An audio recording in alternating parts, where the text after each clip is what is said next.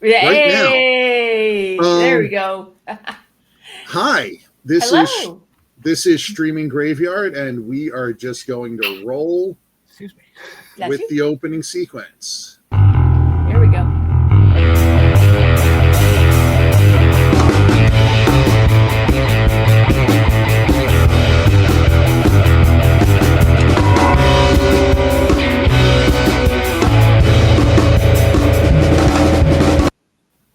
All right, Max, how many times have you heard that song? A lot. I've played it too. I know. Okay, so this is Streaming Graveyard. This is our three host, three picks episode. I am the Reverend Anthony Revolta, or just Anthony, or Hey Shithead, works sometimes. Sometimes. Angel Cat, go. I am Angel Cat, aka Deborah, aka your research queen of Streaming Graveyard, and also very tired. We had an emotional D&D episode yesterday, so we're still recovering from the loss of one of our members. Oh, No, we're not. It was just Tello. May that poor turtle rest in peace. oh. And hello, Max. Hello. My name's Max Guerin. I am a guest on Streaming Graveyard today. I've appeared once before, I think, talking about Werner Herzog, which is always a good excuse to show up on a webcast. And I'm a huge movie buff, and this is always fun to do. So thanks for having me. Oh, Well, welcome. Thanks for joining us. Debbie, what we're doing today, because we needed to do a Halloween episode, is each one of us is picking three movies out to recommend. They may be good, they may not be good. I can guarantee you there's going to be at least one bad movie in here. At least.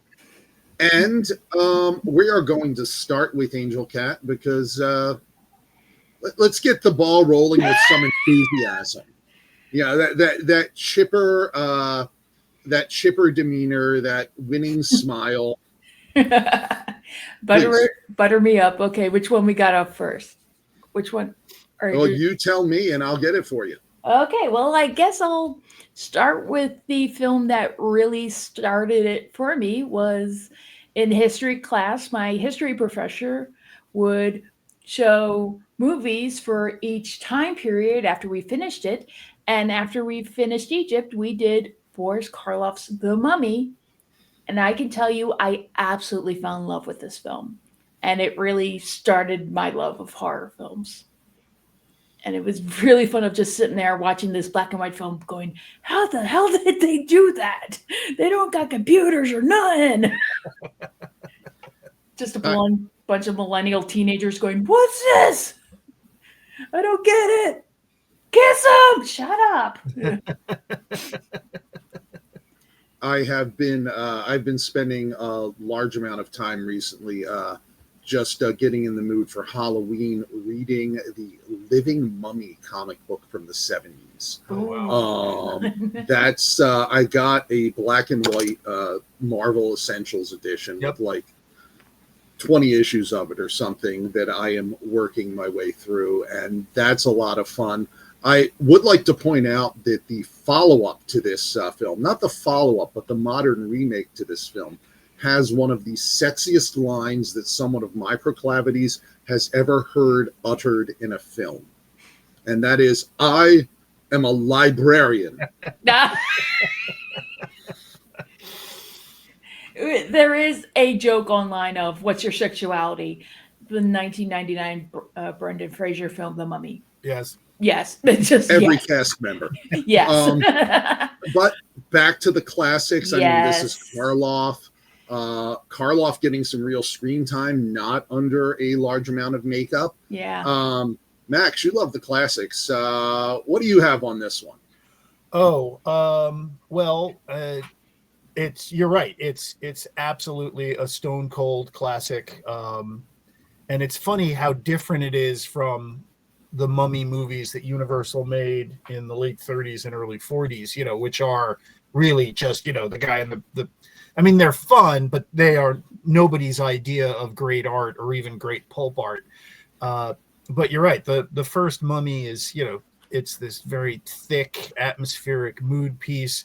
It's the one of two films directed by Karl Freund, who was the really famous cinematographer of that era, who also invented the 3-camera setup for modern sitcoms for Lucille Ball.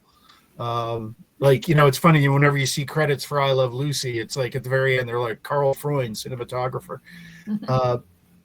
It's a classic. I also must point out, I showed this movie a couple of years ago to my younger brother and his kids, and his kids loved it. They really got it. They're kind of black and white movie heads. I've corrupted them. But has a real, like his type is like tiny women with big eyes and big heads. And he finished this movie and he was like, who was that woman? Like, where can I see other movies by her? Because Zita Johann is just, she's made entirely of eye. And, she's just this tiny little number. She didn't make that many movies. She was a theater actress. She came out to Hollywood, made a few. The Mummy's easily the best known. She made a woman in prison movie, apparently, that I haven't ever seen.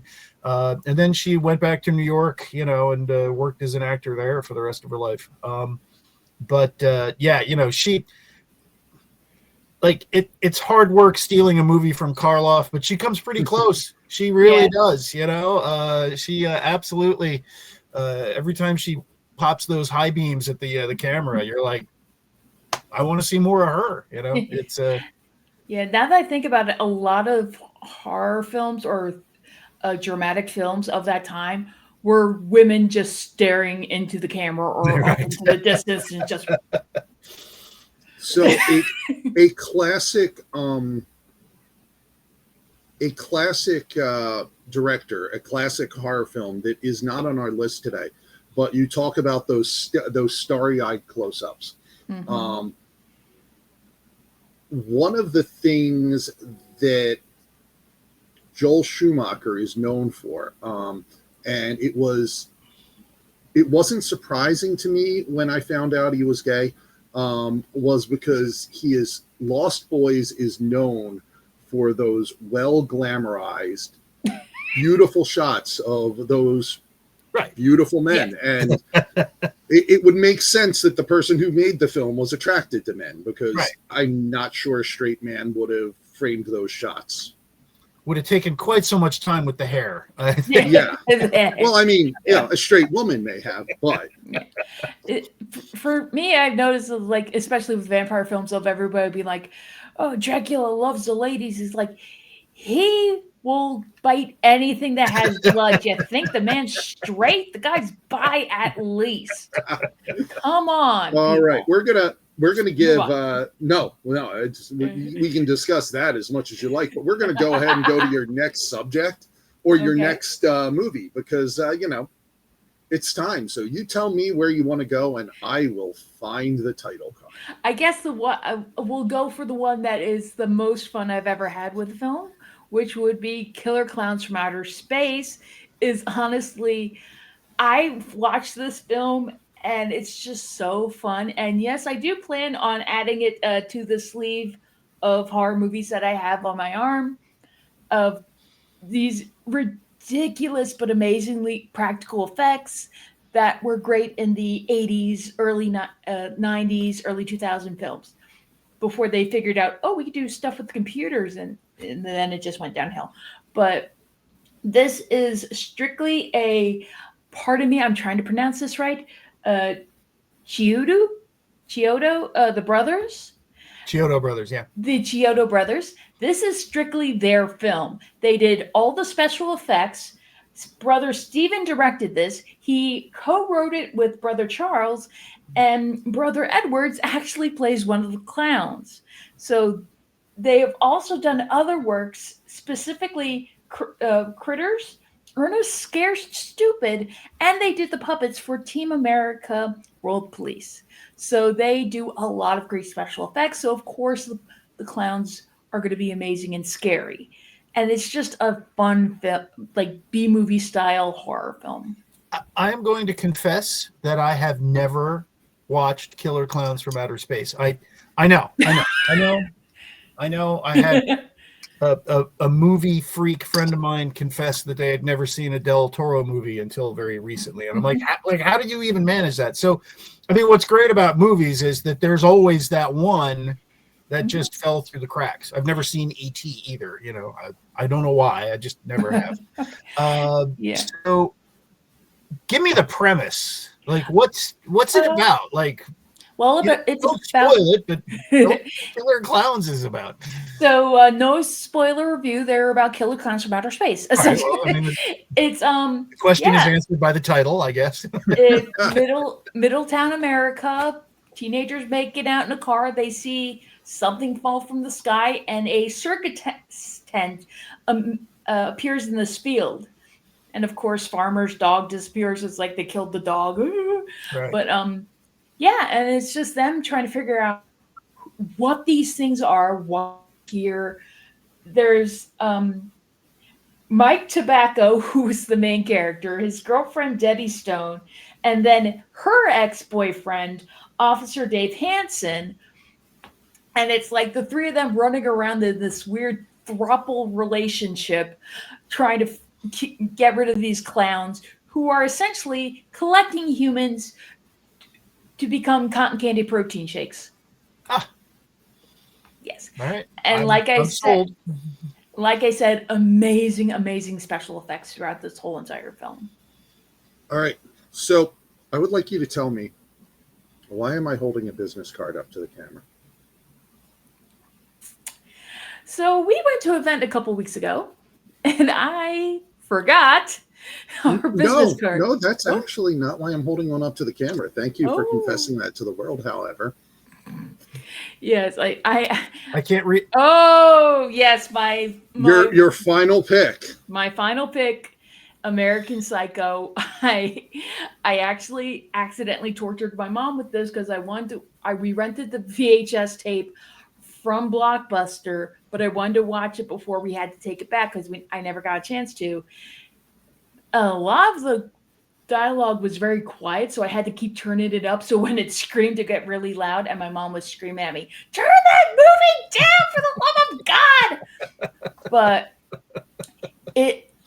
this one is honestly scary on the fact that Patrick Bateman, who's played perfectly by Christian Bale, is so calm in the majority of the film. He's just perfectly calm. So when he has those explosive moments, it's just jarring. And it's like, the movie itself is jarring, but also it is a feminist film in that this is directed and written by Mary Herron and co-written by Geneva Turner.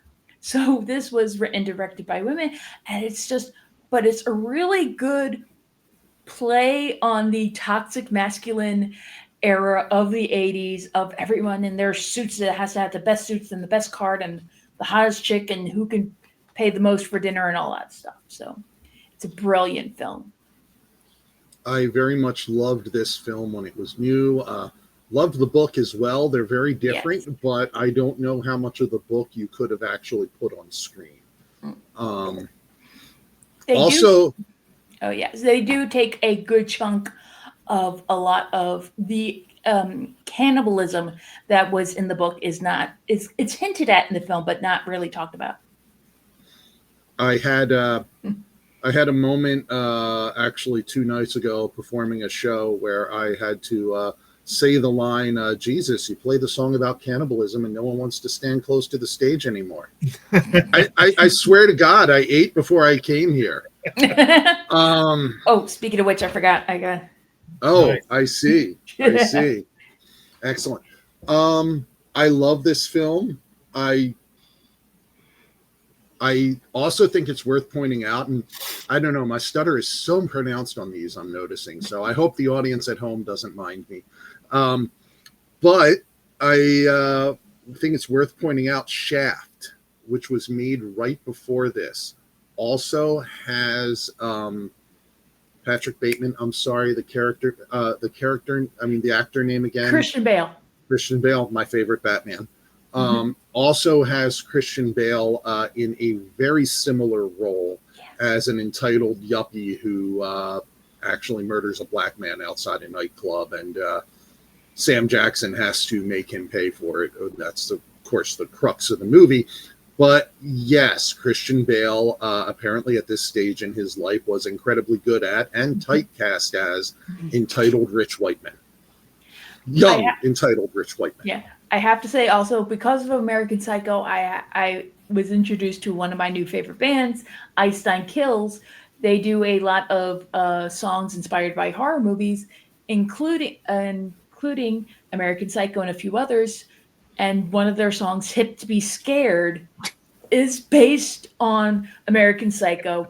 And the video is essentially a mini condensed version of the movie. So if anybody wants to check that out, I highly suggest it. It is very fun.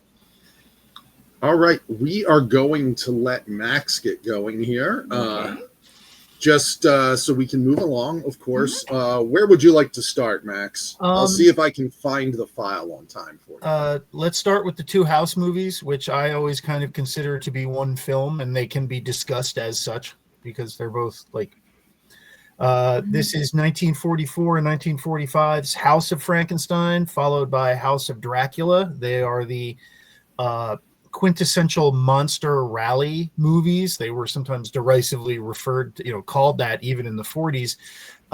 They really are the tail end of the great Universal cycle of the classic monster movies that they made, including The Mummy, which is, very much a jewel in the collection, whereas the two House movies are really more cubic zirconium, I would imagine. What I love about these movies is I won't bore you too much with the plot. House of Frankenstein is about a mad doctor played by Boris Karloff, who was, clearly looking for a paycheck at that point. And he plays a devotee of the original Frankenstein. He travels around with a hunchback collecting monsters because he wants to revive Dr. Frankenstein's creature, which he conveniently finds frozen in ice in the ruins of Frankenstein's castle, along with the Wolfman. They're both frozen in ice.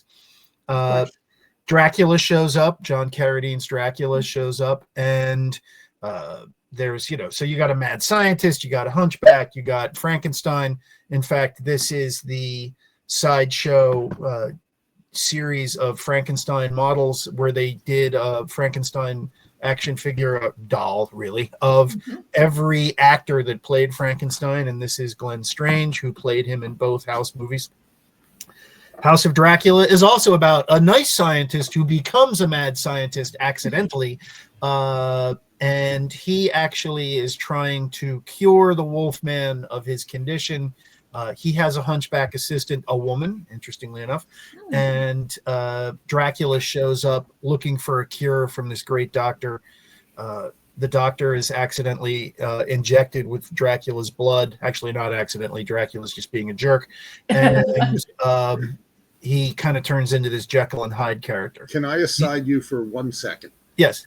I wanted to point out, because it's relevant to the Wolfman being a main driver in this character, that both of those films, if you look at the Universal Monsters Legacy collection, appear in the Wolfman pack. Yes, and the Frankenstein and the Dracula pack. Yep. Really, they appear in all three? That's interesting. I thought it would be just the Wolfman. No, they're in they are in the Frankenstein pack and the Dracula pack, because all three show up in both movies.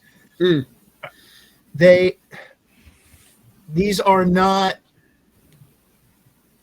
the greats, and I will not try and convince you that this somehow is better than Bride of Frankenstein. Yes, there is a John Carradine's Dracula in House of Dracula making his move on the lead nurse at the doctor's place. It's not going to end well for him, I should point out. And the reason I love these movies is because I just enjoy it. It is a little bit like watching, I guess, Dazed and Confused or Mean Girls or Clueless, in the sense that you're hanging out with your friends. And I think it's the kind of movie you can play while you're giving candy to kids outside the house, and you come back in and there's more universal monster goodness happening. The movies themselves are fast. I think they're both 62 minutes. They are very much B pictures in the old sense of they were on the B part of the bill. But they move. They really don't waste a lot of time on exposition. They're beautifully shot because the studio movies back then just could be offhandedly brilliant because, you're making a movie a week, you get good at it. And they have this kind of exciting, fun, they're really not scary anymore. I'm pretty sure they weren't all that scary in 1944 either. But for like a monster guy, a horror movie guy, like a horror movie person, it literally is like hanging out with the relatives you like. To me, like your fun aunt, and there they are. I love them, and I love them because I know they're not great, but they're mine in a way. So and you can watch both of them in the course of less than 3 hours with your buds. I don't know if I just realized this. A lot of Universal Studios movie monsters taught men that if you want a woman to want you, just stare at her really hard, and she'll just immediately fall in love with you. I don't know if that works. Yeah, look. Now, granted, if you're 1940s John Carradine and you can pop that wishing well of a actor voice on people, I'm sure that probably helped. But yeah, Carradine's Dracula is actually kind of funny because he kind of fits the Stoker Dracula a little more than Lugosi does. I mean, Lugosi's performance is just so perfect and for what it is that there's, it's like arguing with the Louvre. You're going to lose.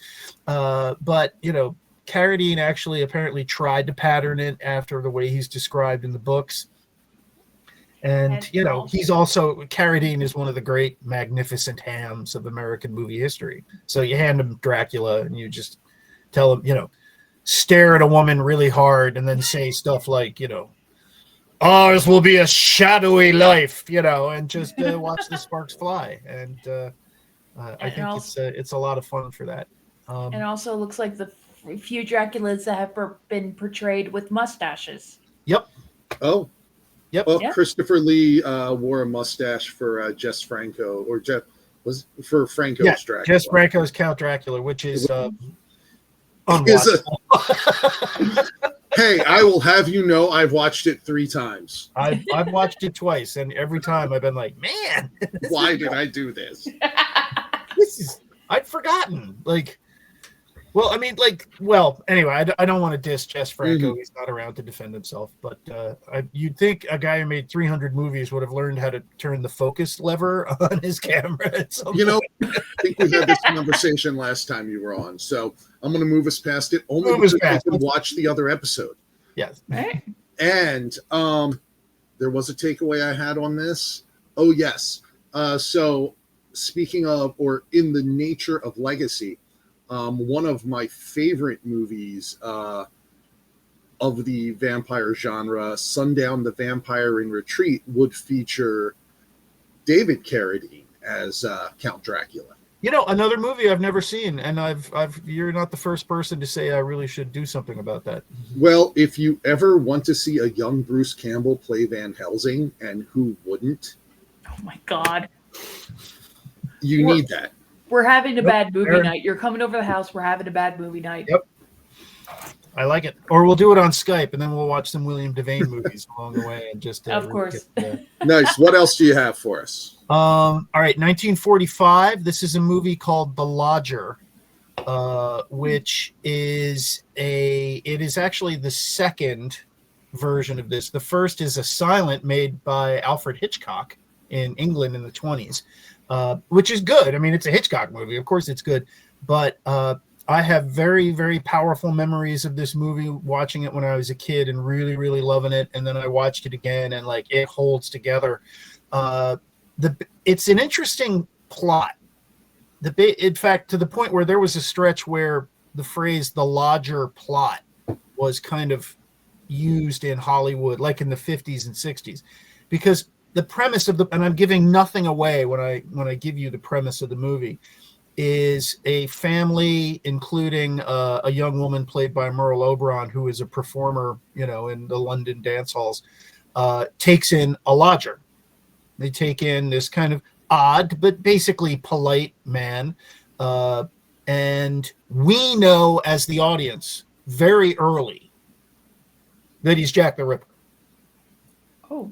So all of the suspense in the movie comes from the fact that we know something the characters don't. So instead of waiting for the big twist is right there in the beginning of the movie. They did this again in another Laird Krieger film in 1946 called Hangover Square, where he did it, and so the suspension and the tension is, of course, everybody else acting like, oh, he's fine, I can leave you alone with him, you'll be safe, and meanwhile you're going, no, like the little old lady who's like, there's something not right, like, why aren't you listening to the little old lady? She's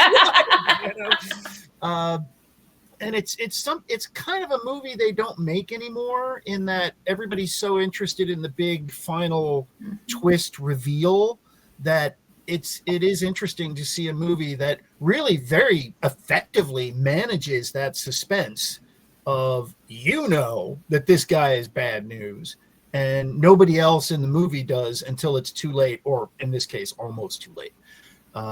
It's also famous because it is a great performance by one of those sort of tragic Hollywood stories, an actor named Laird Krieger, who was very, very good. He's from Philly, actually. He was from Mount Airy. And Laird Krieger was a kind of saturnine, heavy-set man, great deep voice actor, a Vincent Price style good actor, who kind of was upset about being typecast, even though he was really good at those sort of parts, and attempted to lose a lot of weight in the late 40s by both amphetamine use and also submitting for really an early kind of barbaric version of bariatric surgery, and died of a heart attack at like 31. I mean, he was very young when he died. And he made some real, like The Lodger's good, Hangover Square's good. He made a bunch of other movies where he's, he's either the jolly sidekick or the villain, but he's really, really good at them. And it's one of those, kind of tragic stories where, if this guy had, not died of at least partially self-inflicted, dysmorphia issues, probably would have been, one of those beloved character actors that, people would have, cast in movies for years, because he was really, really good. Yeah, I feel like people who end up typecast end up one or two ways. They either throw themselves into anything that's against their typecast, right, like desperately trying to break out of it, or right, people who will just lean into it and be like, you know what, this is who I am, we're going right, to do this, and they end up actually doing quite well at right. Karloff's famous joke: a typecast actor is another word for a working actor. Yeah, essentially. Yeah, it's one of those kind of interesting stories, because it does touch on the fact that a lot of these sort of body issues and things covered in movies like The Substance, I mean, they go way back in Hollywood, and the idea that here's this guy basically living on speed and submitting to a very early version of a surgery that is now very routine, but back then was obviously very dangerous. But I don't want to. This is not for me to say that it's. You should watch the movie with that, because it's beautifully shot. Again, it's from that era where the studios, they just knew how to light a movie, they knew how to shoot a movie. It's directed by a famous German expat named John Brahm, who actually went on to, when the studio system declined, went on to become a really famous TV director and racked up something insane like 300 credits on TV. Because, again, he was one of those people that knew how to make something look really good when you got a week to do it. It's gorgeous. It's full of Victorian era extravagances. It's got Meryl Oberon, who's gorgeous, and all these really good actors in kind of small parts. Her dad's played by Cedric Hardwicke, the Pharaoh, the old Pharaoh from Ten Commandments. And he's great. Everybody's great. The urchins sound authentically Victorian. And it's like, if you were going to show a movie to your mom, that is like a scary movie, but still, like, it's not gross. It's not bloody. The violence is usually off screen. It's the kind of movie you could show to somebody and be like, this is still like a really good movie. And it still is a little scary. There are times where you're like, why are you leaving this beautiful girl alone? The guy's Jack the Ripper. The little lady downstairs is right. There is something wrong with this guy.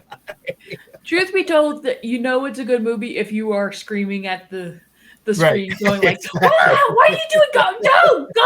Go! That's one of those movies I've kind of defended for, not defended, but recommended people for a long time.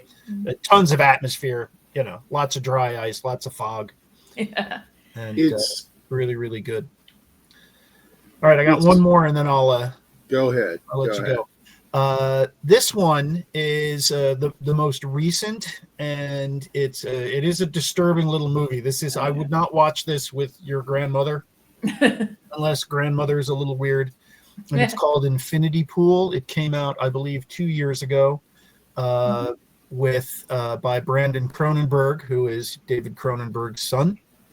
Yeah. And that apple didn't fall off the tree so much as it simply rolled right underneath it. Stars Alexander Skarsgård, Mia Goth, and Thomas Kretschmer. And it's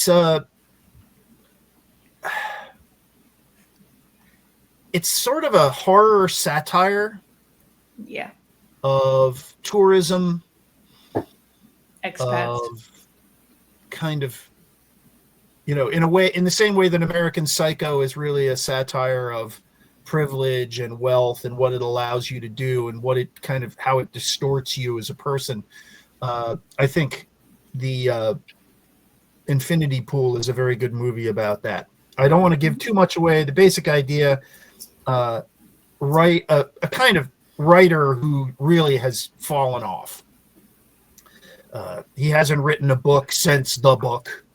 And he goes to this country that I guess is supposed to be somewhere in the Mediterranean, like in the Balkans somewhere. It definitely has a kind of the Soviets used to run the joint look about it. And there's a resort that's very much blocked off from the rest of the country. Mm-hmm. And he goes with his wife, who is clearly looking for an exit. By the time they're there, and falls in with this crew of very wealthy, very kind of fun, but slightly decadent folks. They're all from LA. They kind of make that point. And the basic idea is that tourists are not supposed to leave the tourist compound. They're not supposed to leave the all-inclusive.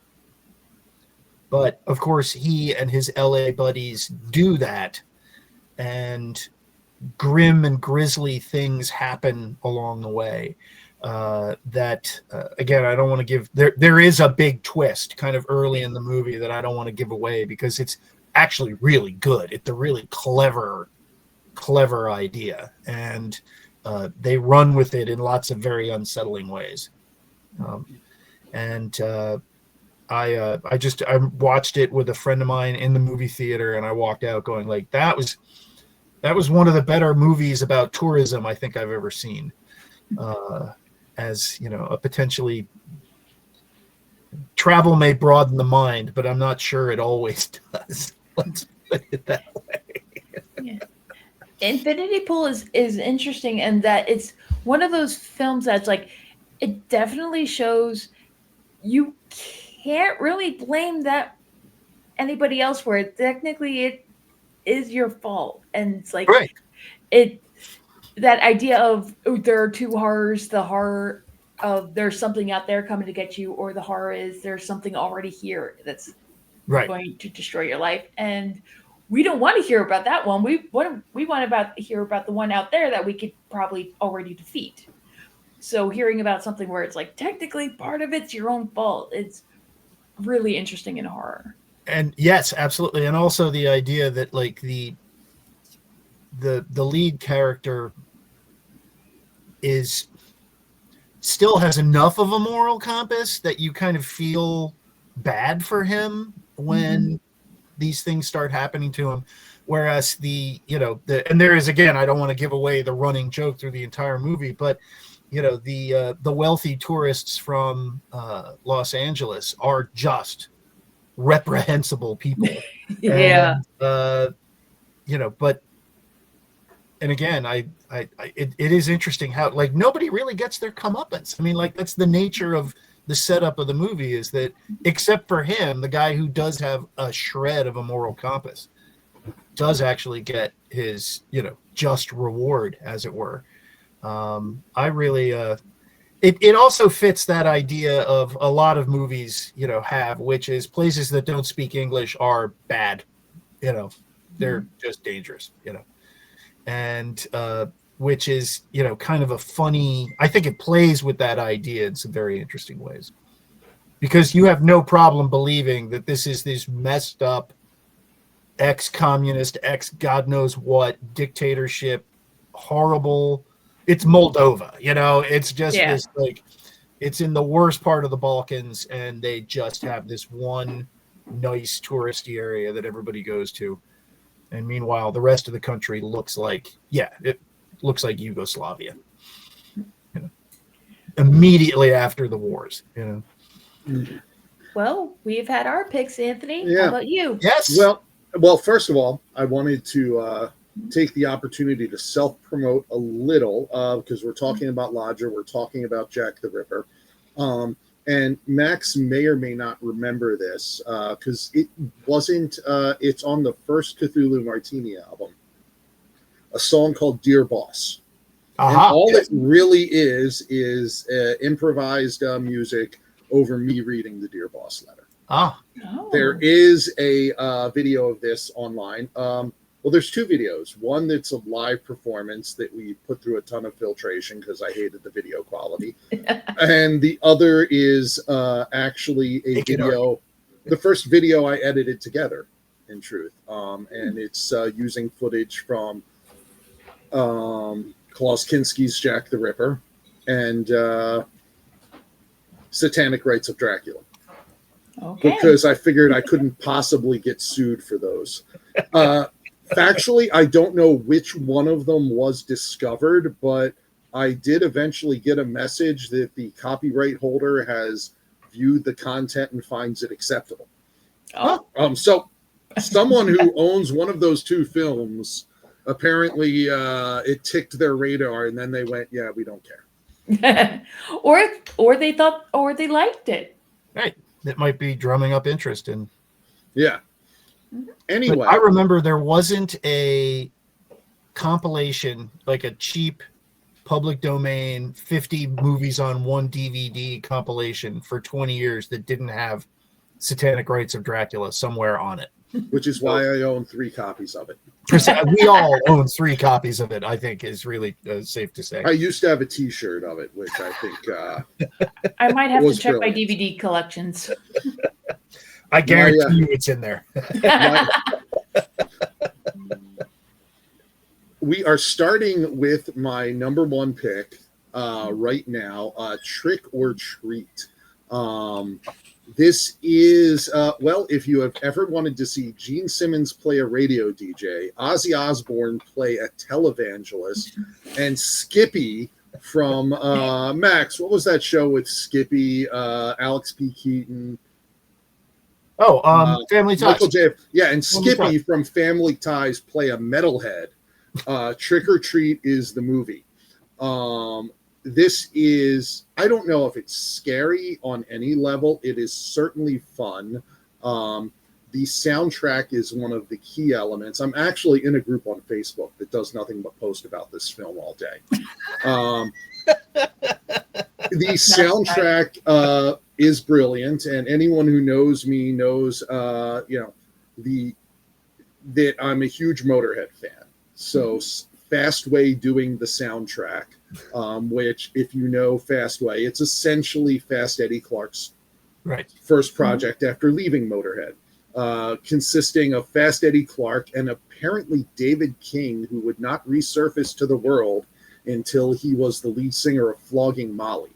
Now, how your two major musical credits are Fastway and Flogging Molly, that is... I never knew that's what happened to Davy King. Yeah, that is one hell of a stretch, and all the credit to him. But Sammy Kerr comes back from the dead to punish his high school that made him a reject and a heavy metal success.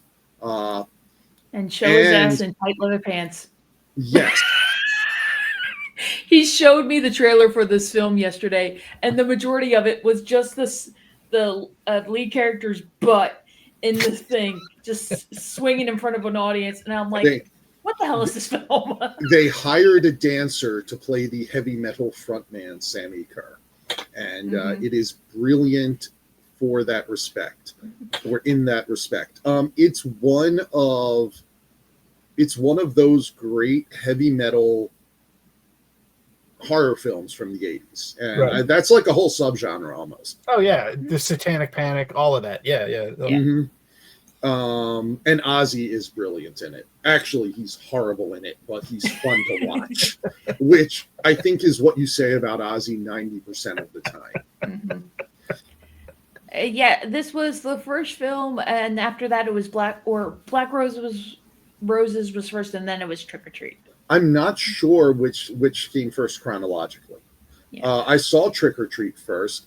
One of my partner at the time, I had a VHS copy of it that had filtered into my possession from some tapes my grandfather gave me. And I'm like, this thing's great.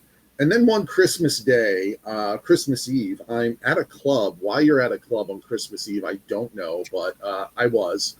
And my partner at the time calls me and says, do you own Trick or Treat?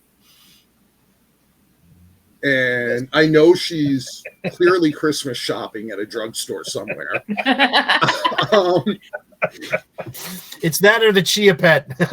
Yeah. Go for the movie. And I go, no, I do not. This movie has, by the way, recently seen a 4K UHD release, which also includes a Blu-ray re-release, which I purchased recently. But I still have that old drugstore copy of Trick or Treat as well that remains in my collection.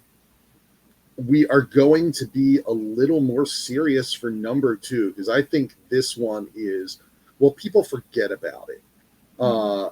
Some Americans don't even know it exists. It's a film called Count Me One of them. Inferno. Never heard of it. Okay, well, Max, what would you say if I told you Suspiria was the beginning of a trilogy? Yeah, I knew that, but I wasn't sure. Inferno would be the second film. Is this the one that involves someone underwater a lot? The underwater sequences are brilliant, and yes, I think that's some of the best film stuff in it, truthfully. But it is all of the Argento tricks, or all of the Argento standards. Everything is lit in red or blue. There's a lot more blue in this one. Suspiria was the big red gel film. Right. The soundtrack, as good as you would expect, and one of the other things to its credit, so Lamberto Bava was one of the production assistants on this. He worked for Dario a lot, and Dario was a huge fan of his father. The ending sequence was actually directed by Mario Bava. Mario was on set visiting his son, and Dario talked him into taking the reins for the last 15 to 20 minute sequence of the film, which is honestly some of the best portion of the film. And it's good for that. Now, the whole trilogy was not completed until it was either the 90s or early 2000s with Mother of Tears, which is very different. It's a very harsh film. Argento can be harsh. This is less stylistic and more straight harsh, but it does complete the trilogy. And one of the things I noticed about it is child immortality goes straight out the window on Mother of Tears. No one is safe in that film. I have noticed it's like in certain time periods, especially when films started coming out, and you can see international stuff. I noticed in certain time periods, certain countries became more popular depending on what we were interested in. In the 70s was definitely the Italian Argento films. Mm-hmm. It was a lot of that, especially Zombie with the Zombie is brilliant. That slow pull and shut of that woman getting pushed towards that spike kills me every time. But then it was like in the 2000s or 2010s, we had a lot of the Japanese horror films and the Korean horror films and a lot of the Asian influences. And I think it was either 2010s or 2020s we started getting a lot of the French extremist films. And you could even go back to like the early years of the movies of a lot of German impressionist films were very popular in the 1920s. Right. You can see a lot of influence back then. So it is fun of just seeing what type of influence in American horror comes in different time periods. Oh yeah, absolutely. And some of it too is also like who's coming here. You know, like one of the reasons there was so much German influence isn't just that Germans were making movies that American film producers were like, I think we should write that down. That looks really cool. Is also, of course, by the 30s, there's a flood of German talent coming to the United States. You know, usually one step ahead of Hitler and his ilk. You know, there's a lot of European talent floods into Hollywood in the 30s because Europe gets kind of hot for artists. You know, that gets hot for a lot of people in the 1930s, and particularly artists. All right, I'm gonna go ahead. But yeah, it was interesting seeing the influence of the 70s of the Italian Argento films being influenced in 70s horror back then. I believe the term. Not always positive I'm pronouncing it correctly, but I believe the term is giallo. Giallo. Well, I do apologize. That's on me. No, that's fine. I did look it up. So apparently the word means genre. So it's not too far off of what an American or an English person might say when they go, "Oh, that's a genre film." Right. Which makes sense. What I did notice, because my godmother loves her heritage. And she has toured Italy many times in her retirement, and she has become our expert in Italian culture in the family. She spent quite a bit of time over there after she was able to travel, and her life allowed her that. She has pointed out that, and I'm not surprised, that most Italian film, the conventional Italian audience really prefers a comedy.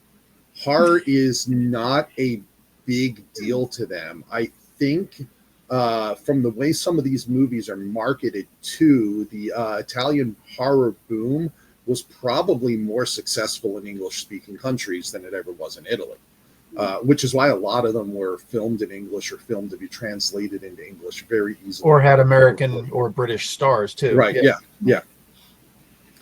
Interesting. Anyway, but moving to my final pick, and we are going back to soundtracks. We are going back to music because I couldn't figure out what I wanted.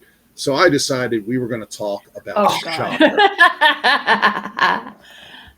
And this movie has some fun. Now, it was heavily marketed on MTV when it came out, too. If you're in the if you're in the late 80s and you're watching MTV, especially if you're watching Headbangers Ball or any Headbangers-centric programming, which honestly was probably where I spent 90% of my TV time in that era, you were seeing ads for this film.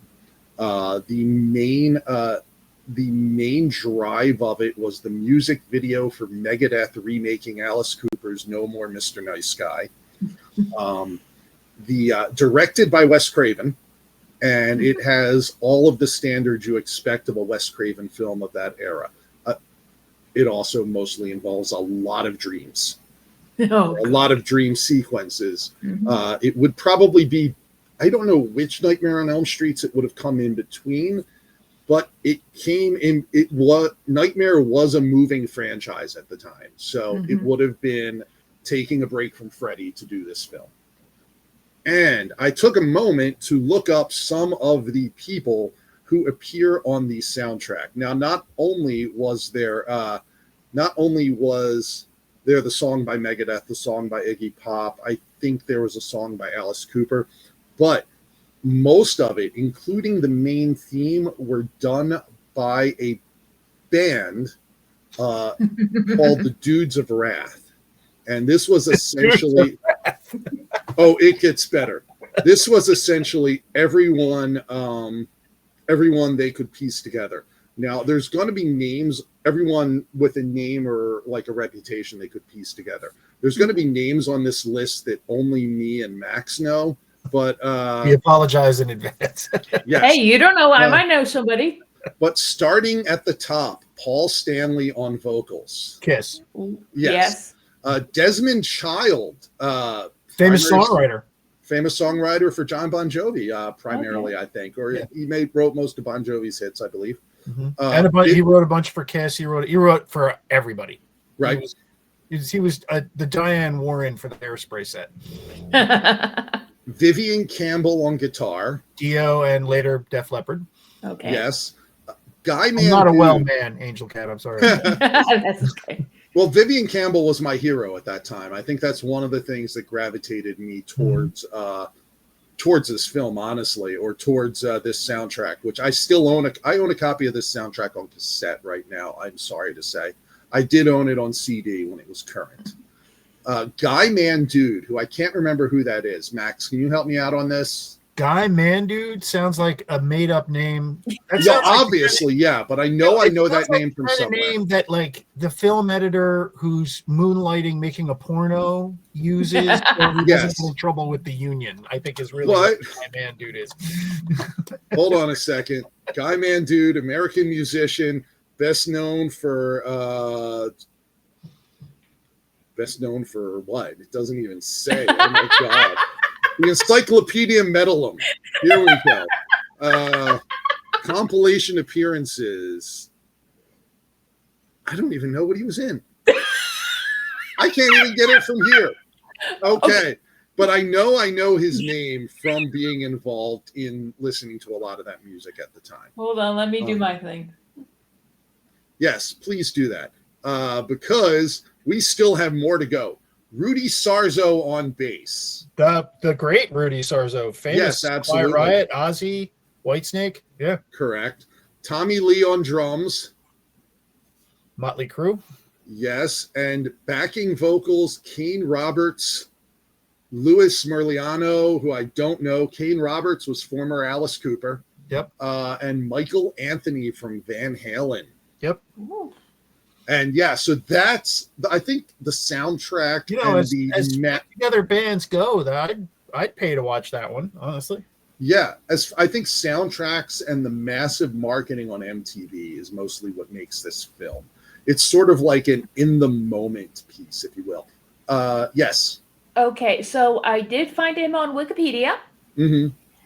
He was born Guy Schiffman. So Guy Mandoon is not that far off from his actual birth name. That's the surprising part, is that it's not entirely a stage name. He was a professional drummer for 10 years before learning to play guitar. He toured as the lead singer of Yes for a time. He's also been in a couple supergroups. He was part of this heavy metal supergroups, Dudes of Wrath. And most notably, he performed contributions to Alice Cooper's Trash, Robin Beck's Trouble or Nothing, or